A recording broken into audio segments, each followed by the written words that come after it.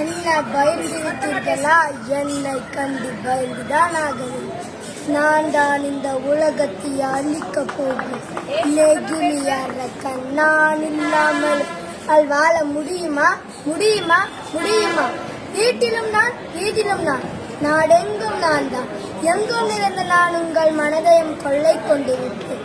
நீங்கள் உண்ணும் உணவு தட்டாக, தேநீர் குவளையாக, அலங்கார பொருளாக, ஏன் நீங்கள் அமர்ந்திருக்கும் நாற்காலியில் நான் இருப்பேன். தூணிலும் துரும்பிலும் இருக்கும் நான் எப்படி வந்தேன் தெரியுமா? 1862 ஆண்டு அலெக்சாண்டர் பாக்ஸ் என்றால்